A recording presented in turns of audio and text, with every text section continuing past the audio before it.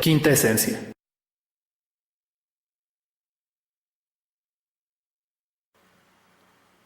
Frankenstein o el moderno Prometeo de Mary Shelley.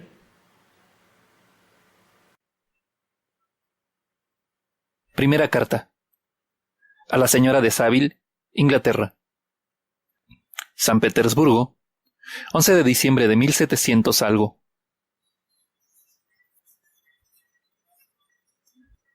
Te alegrará saber que ningún contratiempo ha ensombrecido el inicio de la aventura acerca de la que tú abrigabas tan negros presagios. Llegué ayer, y mi primer deseo es tranquilizar a mi querida hermana y expresarle que mi confianza en el éxito del proyecto es cada vez mayor. Estoy ya muy al norte de Londres, y paseando por las calles de San Petersburgo siento cómo sopla sobre mi rostro un aire gélido, que vivifica mis nervios y me llena de satisfacción. No es cierto que comprendes lo que experimento. Esta brisa procedente de las regiones hacia las que me dirijo me trae el aliento de su clima glacial. Arrulladas por este viento agorero, las esperanzas que albergo son ya más palpables y fervientes.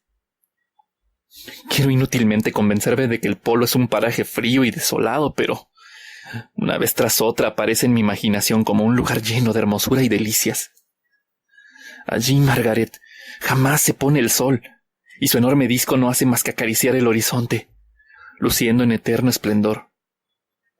Allí, pues con tu permiso, hermana mía, quiero dar algún crédito a las palabras de quienes me han precedido. El hielo y la nieve desaparecen. E incluso es posible que navegando sobre el calmado océano, seamos conducidos hacia una costa que sobrepase en hermosura y encanto a todos los países descubiertos hasta hoy en las partes habitadas del globo. Es posible que sus recursos y sus países sean incomparables. Los secretos de ellas deben sin duda hallarse explicados en estas inexploradas tierras. ¿Qué podría extrañarnos de una región en la que el sol brilla sin cesar? Quizá descubra la sorprendente fuerza que mueve la aguja de la brújula. Quizá pueda probar 1.000.000 de observaciones celestes que solo esperaban esta aventura para aclarar por fin los aparentes caprichos de los astros. Satisfaré mi ardiente curiosidad hollando una parte del mundo que jamás ha sido explotada, y probablemente caminaré sobre una tierra en la que nunca se haya posado la planta humana. Es lo que me atrae, y bastaría por sí solo para impulsarme a vencer el miedo al peligro y a la muerte, acuciándome a emprender este difícil viaje con la alegría del niño que se embarca en un bote junto a los camaradas, para explorar las riberas cercanas. Y aun en el caso de que todas estas conjeturas fueran erróneas, no puedes negar el beneficio inestimable que procuraré a la humanidad descubriendo en las cercanías del polo una ruta por mar hacia esos países a los que tantos meses tardamos en llegar, o desvelando el secreto de la fuerza magnética que no puede ser descubierto, si es que existe algún modo de hacerlo, más que gracias a una aventura como la mía. Estos pensamientos han disipado la agitación que sentí al comenzar mi carta, y mi corazón está lleno de un entusiasmo que me transporta, ya que nada ayuda tanto a apaciguar el espíritu como un objetivo claro, una meta sobre la que fijar los ojos del alma. Este viaje cumple un sueño que he acariciado desde mi más tierna infancia. He leído con apasionada fruición el relato de diversos viajes cuyo objetivo era llegar al norte del Océano Pacífico, atravesando los mares que circundan el polo. Debes acordarte de que la biblioteca de tío Thomas estaba formada tan solo por volúmenes que narraban viajes y exploraciones. Mi educación dejó bastante que desear, pero, pese a todo, me apasionaba la lectura. Día y noche estudié esos volúmenes, y conforme los iba conociendo, aumentaba la tristeza que sentí en mi infancia, cuando me dijeron que papá, cercana ya a su muerte, había prohibido a mi tío el autorizarme a seguir la carrera de marino.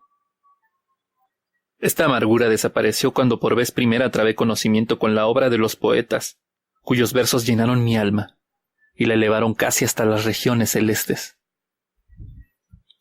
Me convertí en poeta, y durante un año viví en el Edén que yo mismo había creado. Imaginaba que también a mí me sería dado conseguir un lugar en el templo, donde se veneran los nombres de Homero y Shakespeare. Tú conoces mi fracaso, y sabes lo doloroso que fue para mí este desengaño. Pero precisamente en aquel tiempo heredé la fortuna de mi primo, y mis pensamientos volvieron a tomar el rumbo que habían seguido anteriormente. 6 años han transcurrido desde que resolví realizar este viaje. Comencé por fortalecerme físicamente. Acompañé a los balleneros en varias de sus expediciones al Mar del Norte. Por mi propia voluntad he soportado el hambre y el frío, la sed y la falta de sueño. A menudo trabajaba durante la jornada con más dureza que cualquier marinero, mientras dedicaba mis noches al estudio de las matemáticas, de la medicina y de aquellas partes de la física que más necesarias podían ser a un aventurero del mar. Por 2 veces me enrolé como segundo de a bordo en un ballenero groenlandés, y salí airosamente de la prueba. Me sentí, es cierto, orgulloso cuando el capitán me suplicó insistentemente que quisiera permanecer en su barco, ya que consideraba insustituibles mis servicios. ¿No crees, Margaret, que merezco ya emprender la gran aventura? Mi vida pudo estar rodeada de comodidades y lujos, pero he preferido la gloria a todos los placeres que la fortuna me brindaba.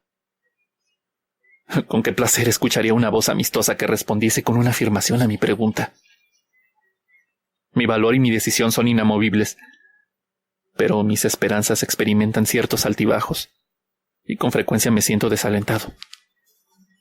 Estoy dispuesto a lanzarme al largo y penoso viaje cuyas vicisitudes reclamarán todo mi coraje. No solo tendré que reavivar el ánimo de los demás, sino también conservar mi moral cuando los otros la hayan perdido. Es esta la época más favorable para viajar por Rusia. Los trineos vuelan prácticamente sobre la nieve, y su movimiento es para mí mucho más cómodo que el de las diligencias inglesas. No sientes demasiado el frío siempre que te envuelves en pieles, abrigo que ya he adoptado, pues existe una notoria diferencia entre pasear por el puente de un navío y permanecer sentado inmóvil durante horas, de manera que ningún esfuerzo impida que la sangre se hiele en las venas. No deseo en absoluto perder la vida en la ruta postal que une San Petersburgo con Arcángel. Dentro de 2 o 3 semanas tengo previsto salir hacia esta última ciudad. Fletar allí un navío, lo que me será fácil pagando al contado el seguro del armador, y contratar de inmediato, eligiéndolos entre los hombres duchos en la casa de la ballena, a aquellos marinos que me parezcan necesarios. Espero levar anclas antes del mes de junio, pero ¿cuándo estaré de regreso? Me es imposible responder esta pregunta, hermana. Si la fortuna me sonríe, pasarán muchos, muchos meses, incluso años tal vez, antes de que tú y yo podamos volver a vernos. Si fracaso, muy pronto estaremos juntos, o jamás nos reuniremos. Adiós, mi admirada y querida Margaret. Quiere el cielo bendecirte y protegerme para que me sea posible todavía darte pruebas de mi gratitud por todo tu cariño y por tu bondad. Tu hermano que te ama, Robert Walton. Segunda carta. A la señora de Saville, Inglaterra. Arcángel, 26 de marzo de 1700 algo. Qué despacio pasan aquí los días mientras estoy rodeado de hielo y nieve. No obstante, ya he avanzado un poco en relación al cumplimiento de mis deseos. He logrado fletar un barco, y ahora me dedico a reunir la tripulación. Los marineros que he contratado parecen hombres de toda confianza, y poseen sin ninguna duda un valor a toda prueba. Tan solo no he podido satisfacer todavía uno de mis deseos, y esta falla es para mí muy lamentable. Necesito un camarada, Margaret. Cuando el éxito me llene de alegría, nadie la compartirá conmigo, y nadie me animará tampoco cuando me embargue el desaliento. Sí, es cierto, podré confiar mis sentimientos al papel, pero este es muy pobre confidente para comunicarle lo que experimentamos. Me es necesaria la amistad de un hombre por el que me sienta atraído, un hombre cuya mirada pueda corresponder a la mía. Pensará sin duda que soy un romántico, querida hermana, pero me afecta sinceramente esta ausencia. No tengo conmigo a nadie que sea a un tiempo amable y valeroso, comprensivo y culto. A nadie cuyos gustos se parezcan a los míos y que pueda aprobar mis proyectos o ayudarme a modificarlos. Pero ¿cómo un hombre semejante, aun creyendo en su existencia, sería capaz de reparar los errores de tu pobre hermano? Soy impulsivo en exceso cuando se trata de la realización de mis planes, y me domina la impaciencia cuando aparece algún problema. Sin embargo, lo que más me ha perjudicado es la educación que me he dado a mí mismo. Durante los 14 primeros años de mi vida no hice otra cosa que correr por los campos comunales, y mis lecturas se limitaron a los libros de viajes de tío Tomás. Luego conocí las obras de nuestros más famosos poetas, y tan solo cuando era ya demasiado tarde experimenté la necesidad de aprender lenguas extranjeras. Ahora tengo 28 años, y soy menos culto que un muchacho de 15. Ciertamente reflexiono con más profundidad, y mis sueños son más ambiciosos, pero les falta el equilibrio, como diría un pintor. Sí, me es imprescindible un amigo lo bastante comprensivo como para no burlarse de mi romanticismo, y que pueda, con su afecto, mitigar mis impulsivos sentimientos. En fin, nada conseguiré lamentándome. No será en la soledad del inmenso océano donde hay un compañero, y tampoco aquí en Arcángel, entre mercaderes y marinos. Con todo, estos hombres sencillos poseen, aunque en estado muy rudimentario, los sentimientos más nobles de la naturaleza humana. Mis proyectos están a punto de realizarse ahora y soy incapaz de explicar lo que siento. Podrás comprender la impaciencia, mezcla de gozo y de temor, que me embarga mientras dispongo la partida. Me dirijo a regiones aún vírgenes, al país de la niebla y la nieve. Pero yo no cazaré albatros. No sufras, pues, por mi vida, ni temas verme regresar exhausto y miserable como el Ancient Marina. Te imagino sonriendo ante esta alusión al poema de Coleridge. Quiero a este respecto revelarte un secreto. A menudo he atribuido a las obras de este poeta, el más imaginativo de la literatura moderna, la causa de mi pasión por el mar, y el entusiasmo que sus misterios despiertan en mí. Algo inexplicable se remueve en mi corazón. Soy en el fondo un hombre eminentemente práctico, un artesano acostumbrado a trabajar con dureza y perseverancia. Pero existe también en mí un amor a lo maravilloso, una fe en lo insólito que se une a todos mis proyectos, y una fuerza a despreciar los senderos trillados para empujarme a afrontar este océano indómito y estos países desconocidos que me dispongo a descubrir. Volvamos, no obstante, a las cosas que me son más queridas. Te veré de nuevo después de haber cruzado la inmensidad de los mares, hasta regresar por el extremo más meridional de América o África. No me atrevo a esperar tanta fortuna, pero no puedo ni siquiera soportar el pensamiento de que fracase en mi empresa. De momento sigue escribiéndome siempre que te sea posible, porque tus cartas pueden serme necesarias para fortalecer mi valor. Te amo con todo mi corazón. Recuérdame con afecto en caso de que nunca vuelvas a recibir noticias mías. Tu hermano que te quiere, Robert Walton.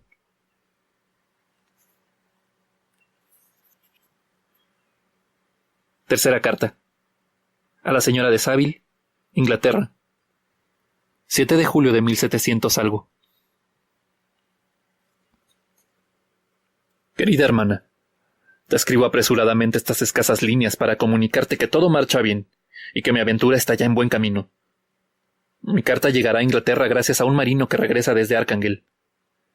Envidio su suerte, ya que pueden transcurrir muchos años antes de que contemple de nuevo mi país natal. Pese a ello, me siento de inmejorable humor. Mis hombres están llenos de fuerza y, según parece, listos para seguir adelante. No se atemorizan ante los bloques de hielo que destilan sin cesar a uno y otro lado del buque, presagiando los riesgos que deberemos correr en la región hacia la que navegamos. Estamos ya en una elevada altitud, pero como nos hallamos en pleno verano, y pese a que esta estación no es tan calurosa aquí como en Inglaterra, los vientos del sur que nos empujan con rapidez hacia las riberas que con tanta ansiedad deseo alcanzar, nos traen una templanza tonificante que jamás hubiera podido prever. Hasta hoy no se ha producido ningún incidente que merezca ser contado. Un par de fuertes tormentas y el hallazgo de una brecha en el casco del navío son cosas que no inquietan a un navegante experimentado tanto como para que resulten dignas de mención. Podría sentirme satisfecho si a lo largo del viaje no sufriéramos más graves percances. Adiós, querida Margaret. Ten el convencimiento de que, tanto por tu bien como por el mío, no afrontaré innecesariamente el peligro. Seré perseverante, prudente y sereno. Estoy seguro de que el éxito vendrá a coronar mis esfuerzos. ¿Por qué no ha de ser así? Hasta ahora he ido trazando con seguridad mi ruta a través del océano, y con solo las estrellas como testigos de mis triunfos. No existe motivo alguno para retroceder ante estas olas indómitas, pero sin embargo sumisas. Nada puede detener a un corazón audaz y a una voluntad decidida. He dejado sin proponerme lo que mi espíritu se expansionase, y es preciso terminar. Que el cielo te bendiga, querida hermana. Robert Walton.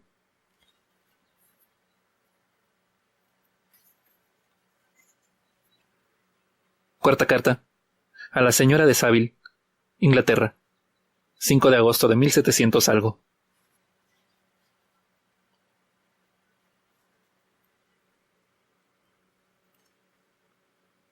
Ha ocurrido algo tan extraordinario que no puedo dejar de comunicártelo, aunque es muy posible que podamos vernos antes de que estos papeles lleguen a tus manos. El pasado lunes 31 de julio nos hallábamos casi enteramente rodeados por el hielo que se estrechaba a nuestro alrededor, dejando apenas lugar para que nuestro barco continuara a flote. La situación era cada vez más peligrosa, puesto que nos envolvía una espesa niebla. En consecuencia, nos vimos obligados a permanecer al pairo, aguardando un cambio favorable en las condiciones atmosféricas. Poco más o menos a las 2 del mediodía, la bruma fue disipándose, y podemos contemplar extendiéndose hasta el infinito una helada llanura de superficie quebrada. Poco más o menos a las 2 del mediodía, la bruma fue disipándose, y pudimos contemplar extendiéndose hasta el infinito una helada llanura de superficie quebrada. Algunos de mis hombres empezaron a lamentarse. Incluso yo mismo fui presa de inquietud cuando de improviso un insólito espectáculo llamó nuestra atención, distrayendo nuestros pensamientos de la desagradable situación a la que nos veíamos abocados. Observamos, a una media milla de nosotros, cómo un trineo tirado por perros corría en dirección norte. En el vehículo, sujetando las bridas, viajaba una figura de forma humana, pero de gigantescas proporciones. Con nuestros catalejos pudimos seguir durante largo tiempo su rápido desplazamiento, hasta que se ocultó en la lejanía, tras los montículos de hielo. Esta visión nos llenó de un asombro sin límites. Según nuestros cálculos habíamos viajado cientos de millas, y nos encontrábamos muy lejos de cualquier tierra conocida. Sin embargo, la aparición del trineo parecía demostrar que no nos habíamos alejado tanto como en principio creímos. Por otra parte, prisioneros de los hielos, no pudimos seguir tras las huellas de aquel hombre. 2 horas más tarde sentimos agitarse el agua bajo nuestra quilla, y antes de anochecer los hielos se quebraron liberando el navío. Pese a ello permanecimos en el mismo lugar, ya que no queríamos arriesgarnos en la oscuridad a sortear los terroríficos bloques que flotan en libertad cuando el hielo se rompe. Esto me permitió descansar algunas horas durante el resto de la noche. A la mañana siguiente, tan pronto comenzó a amanecer, subí al puente, donde encontré a mis marineros asomados a una de las bordas y hablando, según me pareció, con alguien que se hallaba fuera del barco. Efectivamente, un vehículo muy parecido al que habíamos visto la víspera se había detenido junto a nuestro costado. Flotando sobre un témpano, había derivado toda la noche hasta llegar a nosotros. Únicamente uno de sus perros seguía viviendo, y en su interior viajaba un ser humano a quien mis hombres intentaban persuadir para que subiese a bordo. Al contrario que el viajero divisado la noche anterior, no era un ser salvaje habitante de una isla inexplorada todavía, sino un europeo. Hoy gritará mi segundo. ¡Ahora viene el capitán! ¡Él no le permitirá suicidarse de ese modo! Al verme, el hombre me habló en inglés, aunque con cierto acento extranjero. Antes de que suba a bordo de la nave, hágame el favor de indicarme hacia dónde se dirigen. ¿Puedes imaginar mi sorpresa al escuchar tales palabras en labios de un hombre condenado a una muerte segura, y que lógicamente debiera ver en mi barco algo más deseable que todos los tesoros del orbe? Le respondí, no obstante, que realizábamos un viaje de exploración hacia el Polo Norte, cosa que pareció satisfacerle, pues consintió en ser izado a bordo. Dios santo, Margaret, si hubieses visto al hombre que ponía condiciones a su salvación, tu sorpresa no hubiera tenido límites. Sus miembros casi se habían helado, y su cuerpo estaba horriblemente demacrado por el cansancio y las privaciones. Nunca antes había visto a un ser en tan lastimosas condiciones. Intentamos instalarle en el interior, pero en cuanto le faltó el aire frío, perdió el conocimiento. Le trasladamos de nuevo al puente y quisimos reanimarle, dándole fricciones de coñac, del que también le hicimos beber unos sorbos. Tan pronto como comenzó a recuperarse, le abrigamos con unas mantas y le colocamos en la cocina cerca del fogón. Gracias a ello fue poco a poco volviendo en sí, y tomó un poco de sopa que le hizo mucho bien. Tan solo al cabo de 2 días estuvo en disposición de hablar, y durante un tiempo creí que las penalidades sufridas le habían hecho enloquecer. Cuando comenzó a reponerse ordené que le llevaran a mi camarote, y cuidé de él tanto como mis ocupaciones me lo permitieron. Nunca había conocido a nadie más interesante. Una luz exaltada, casi demencial, brillaba algunas veces en sus pupilas. Pero si se le hacía un favor, si se le prestaba el más mínimo servicio, sus facciones se iluminaban con una expresión de dicha y dulzura que no he hallado en ningún otro hombre. Pese a ello, la mayor parte del tiempo estaba triste e incluso desesperado. De vez en cuando apretaba los dientes, como si no le fuera posible soportar por más tiempo el peso de los infortunios que le oprimían. A medida que su salud iba mejorando, puse gran atención en mantener alejados a mis hombres, que querían hacerle algunas preguntas.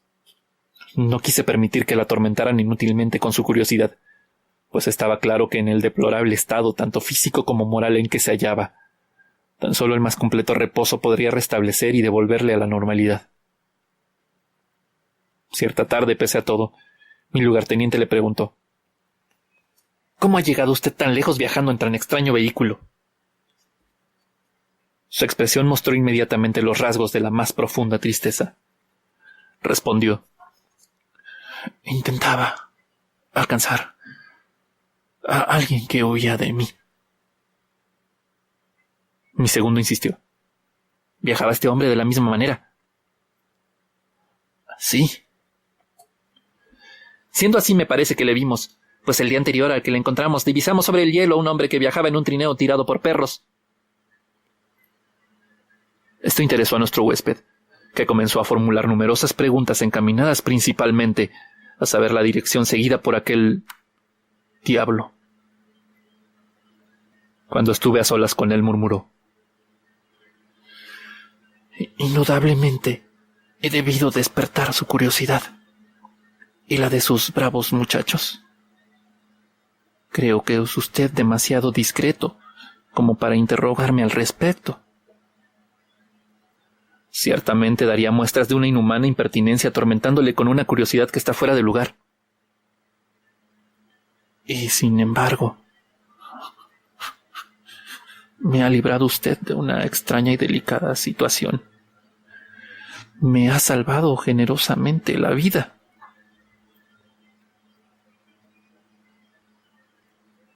Algo más tarde quiso saber si creía que el hielo al romperse habría hecho desaparecer al otro trineo. Le respondí que no era posible afirmarlo con certeza, puesto que el hielo se había roto hacia la medianoche, y por lo tanto el hombre había tenido tiempo suficiente para llegar a un lugar seguro. No era posible asegurar nada sobre tal eventualidad. A partir de entonces una mayor viveza animó su cuerpo exhausto. Mostraba grandes deseos de hallarse nuevamente sobre el puente, para poder acechar en persona la posible aparición del trineo que divisamos en primer lugar. Pude convencerle pese a todo de que permaneciera en su camarote, pues seguía aún demasiado débil como para soportar sin peligro el empuje del viento. Pero tuve que prometerle constante vigilancia, y que si algo apareciera sobre el hielo, se lo comunicaría enseguida. He anotado así en mi diario los insólitos sucesos de estos últimos días. Mi huésped va mejorando lentamente, pero permanece muy silencioso y da muestras de enojo cuando alguien que no soy yo penetra en su camarote. Pese a ello, sus modales son tan agradables y dulces que toda la tripulación se preocupa por él, aunque no se muestra muy locuaz con nadie. En lo que a mí respecta, comienzo a quererlo como un hermano, como un ser muy cercano a mi corazón, y su perenne e intensa pesadumbre despierta mi simpatía y mi piedad. En estado normal debe ser un hombre muy notable para mostrarse, en su actual decaimiento, tan amable y atractivo. Te decía en una de mis cartas, querida Margaret, que no hallaría ningún compañero en las soledades oceánicas. Sin embargo, he encontrado un amigo, al que me sentiría feliz considerarlo un hermano, antes de que el dolor aniquile su vitalidad. Seguiré hablando de este extraño huésped en mi diario, cuando ocurra algún suceso digno de mención que esté relacionado con él.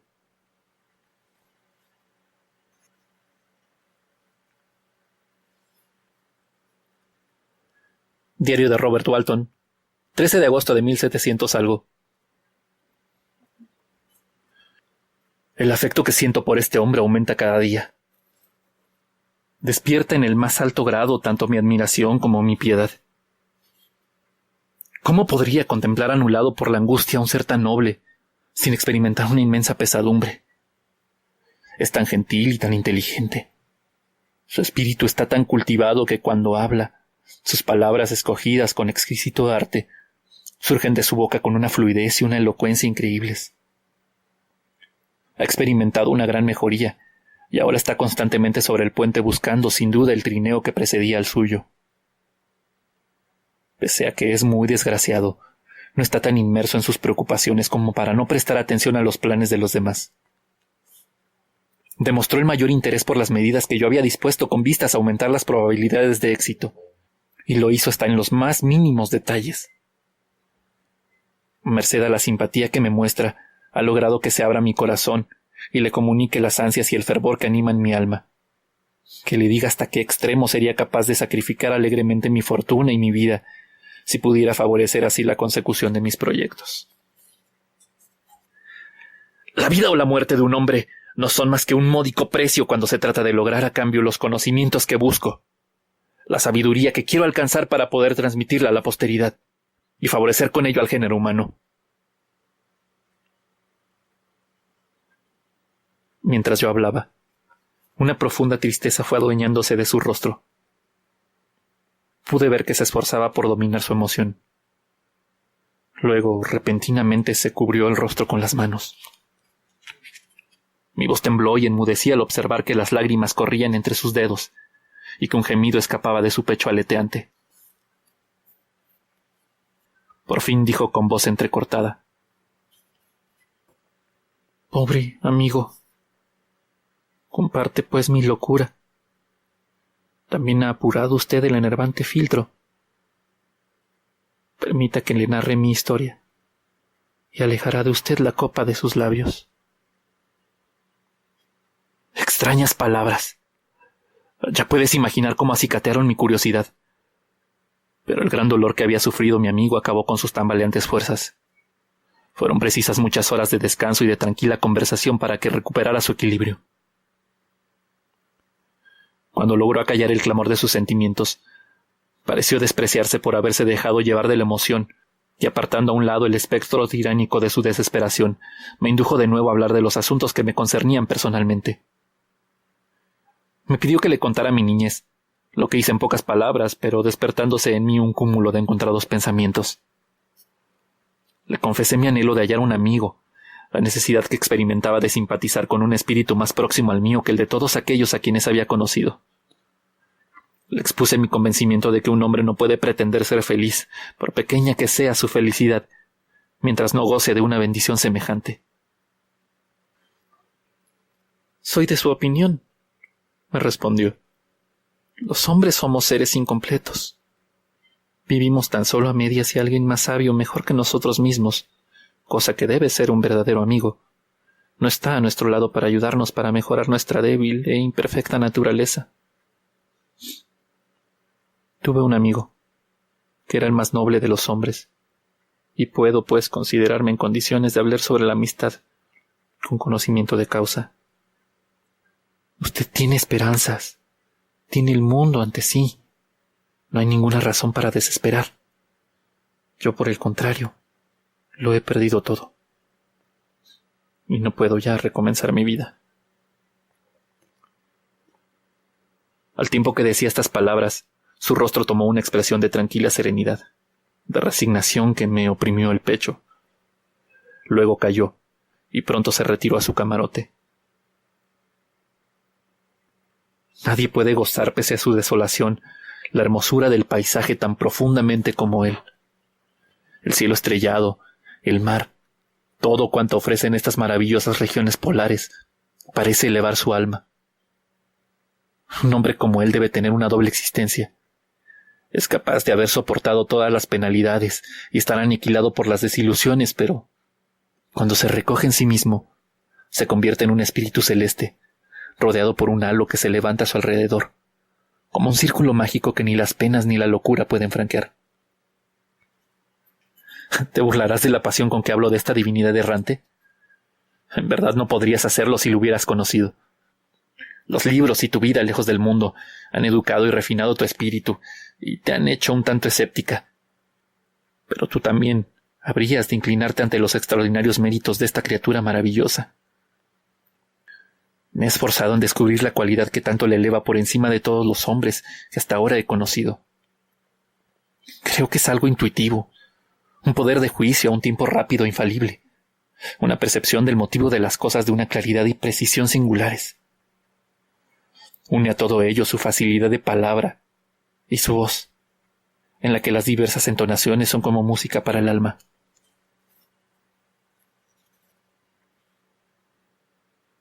...19 de agosto de 1700 algo. Ayer mi huésped me dijo: «Debe usted intuir ya, capitán Walton, que he soportado más reveses de los que seguramente haya conocido nadie. Hace tiempo estaba ya decidido a llevarme a la tumba el secreto de mis males. Pero usted me ha hecho mudar de propósito. Anhela el conocimiento y la sabiduría como lo hice yo durante muchos años, y deseo ardientemente que el cumplimiento de esos proyectos no sea, como para mí, semejante a una serpiente venenosa. No sé si el relato de mis desgracias tendrá para usted alguna utilidad, pero como creo que sigo un sendero igual al que fue el mío, arriesgándose a peligros idénticos a los que han hecho de mí lo que soy ahora, creo que podrá extraer de mi historia alguna experiencia que pueda serle útil si el éxito le sonríe, o en caso contrario, pueda consolarle en su fracaso. Dispóngase usted a escuchar un relato que podrá parecerle algo sobrenatural. Si nos halláramos ante un paisaje menos impresionante, temería no ser creído y cubrirme a sus ojos de ridículo. Pero en el seno de estas regiones salvajes y misteriosas parecen verosímiles muchas cosas que en cualquier otra parte provocarían la hilaridad de quienes desconocen las inmensas posibilidades de la naturaleza. Sé, por supuesto, que el desarrollo de mi relato no prueba la veracidad de los hechos que lo componen. Puedes imaginar, querida hermana, cómo me satisfizo la perspectiva de escuchar tales revelaciones. Sin embargo, no podía soportar la idea de que estas confesiones reanimasen el sufrimiento de mi huésped. Pero al mismo tiempo estaba impaciente por escucharlas, movido en parte por la curiosidad y en parte por el deseo de mejorar la suerte del desgraciado, si eso estaba dentro de lo posible. Así se lo dije. Le estoy agradecido por su amabilidad, pero no era necesario. Mi destino está ya finalizando. No espero más que un solo acontecimiento y podré descansar en paz.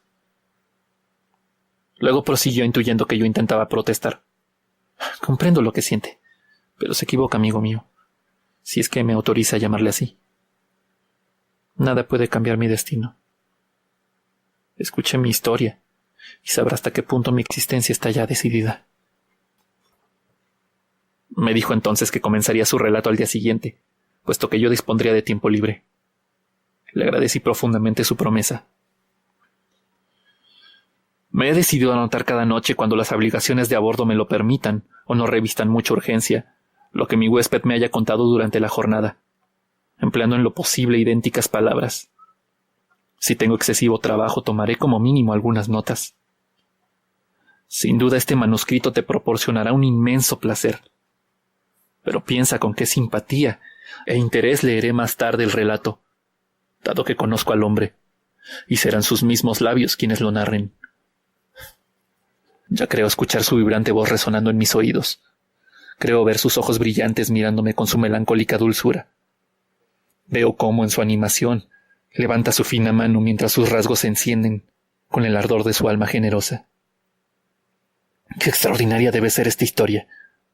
Y qué terrible la tempestad que, asaltando al noble bajel en su rumbo, lo destrozó de tal forma.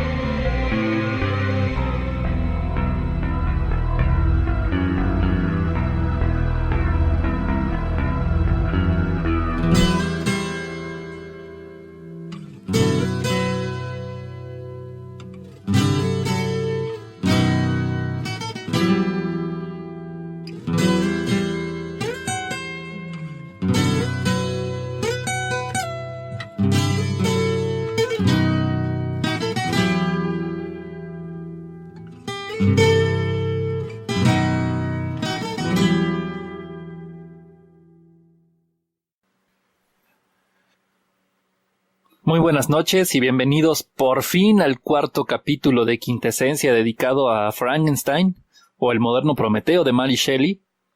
Un capítulo de Quintesencia que he tenido que ir posponiendo por temas logísticos. No se me había dado poder hacer las grabaciones y estamos abordando un libro de estos que son infaltables o deberían ser infaltables en cualquier biblioteca personal, según mi punto de vista.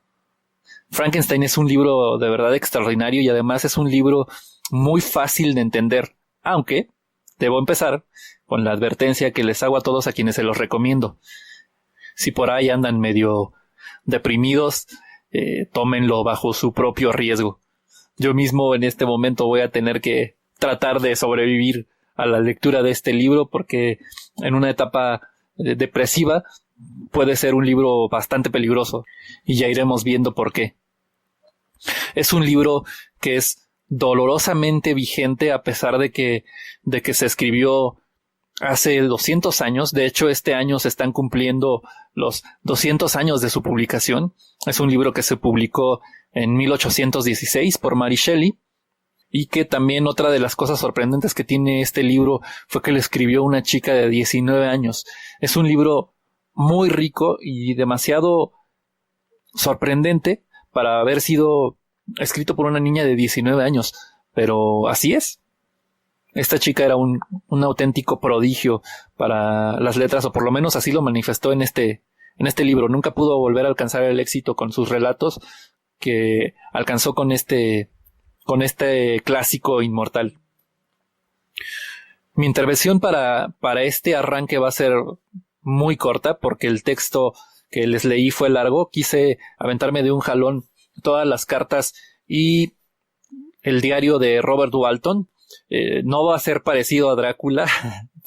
Pareciera por el comienzo que va a ser un libro similar que está escrito en forma de diario, pero no es así. Solo es esta parte en la que arranca con el personaje de Robert Walton, que al parecer pudiera ser secundario, pero en realidad él refleja los estados de ánimo, representa a los dos personajes principales y las fuerzas que van a estar en conflicto por los personajes principales del relato, que son el doctor Víctor Frankenstein y la criatura, que como ya sabrán muchos de ustedes, en estos tiempos modernos se le ha dado el nombre de Frankenstein a la criatura, aunque en realidad en el texto Victor Frankenstein es el científico, es el creador del monstruo, y la criatura nunca se le menciona un nombre. Entonces es una de estas cosas raras que hemos distorsionado del libro con el paso de los años. Por su época, este libro también corresponde al romanticismo. De hecho, este libro, como se habrán dado cuenta por la fecha, es anterior a Drácula de Bram Stoker, que fue lo que estuvimos leyendo anteriormente, y corresponde también al periodo romántico y tiene las mismas características. Algunas las vamos a estar repasando, algunas son muy notorias. Otra de las cosas que vamos a ver, este libro está lleno de mitos desde el momento en que se creó, ¿no? Es un libro rodeado con un halo de misticismo desde su misma creación. Estaremos conociendo varios personajes que estuvieron involucrados que a lo mejor a algunos de ustedes se les hizo raro que insertara que insertara una canción dedicada o basada en un libro en un poema de largo aliento que se llama El poema del antiguo marinero o The Rime of the Ancient Mariner. Les presenté una canción de Iron Maiden, una canción larga de 13 minutos que está relacionada con este inicio del texto. Hay una parte en la que Robert Walton hace referencia, y este poema de The Rime of the Ancient Mariner fue también una como pieza clave dentro de los escritores del romanticismo, dentro de los textos del romanticismo. Fue un texto que se hizo muy famoso y muy conocido, que narra como una especie de maldición que se genera. Es como Robert Walton, al igual que Robert Walton, el viejo marino es un explorador, un marinero muy experimentado que se decide explorar las tierras del norte, ¿no? Ir a hacer una expedición hacia el Polo Norte, y en el camino se les va llegando a la nave del barco, les va llegando un albatros que en algún momento él decide matarlo, y a partir de él se genera una maldición y una especie de terror. Yo no lo he leído íntegro, pero valdría la pena buscarlo para echarle una leída. Y utilizo ese pretexto para compartirles esta pieza musical en lo que seguía batallando con los temas de logística para grabar. Lo que escuchamos como música para arrancar fue una pieza que se llama Mare Nostrum de Moonspell, que es un grupo que ya les había compartido, un grupo de Portugal, liderado por Fernando Ribeiro, y que aunque Mare Nostrum era el nombre que le daban los romanos al mar Mediterráneo y está un poquito lejos de los mares del norte, que es de los que los habla el relato, me pareció como adecuado para ilustrar las emociones que se generan a partir de este relato. Les confieso que este libro me emociona muchísimo grabarlo. Es el primer libro al que realmente me dio curiosidad como por hacer la interpretación, gracias a una obra de teatro que vi hace muchos años, protagonizada por Clarissa Malleiros y Liliana Ortiz, que justamente estaba basada en el relato de Frankenstein. Lo voy a dejar hasta aquí para que no se extienda más la grabación. Les doy la bienvenida, espero que me acompañen en la lectura y en la revisión sobre este libro. Mi nombre es Sergio Puga, y como siempre les recuerdo que todo el material que utilice para grabar estas narraciones lo utilizo sin fines de lucro. Es únicamente con propósitos de difusión y de entretenimiento. Y una vez más, este capítulo quiero dedicarlo a quienes ya les mencionaba: a Juliana Fessler, a Clarissa Malleiros y a Liliana Ortiz. Ya les platicaré después cómo se llama la obra, y espero puedan acompañarme en las siguientes grabaciones.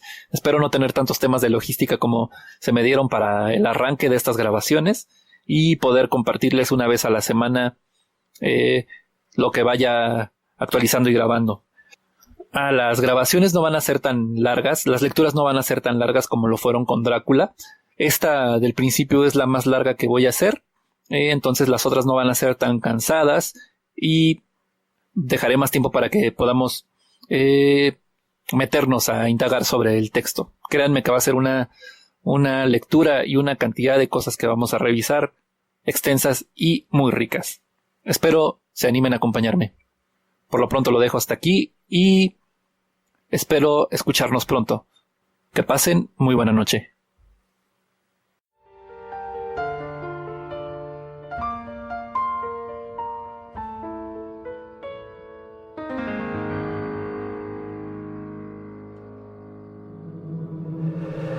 Quinta esencia.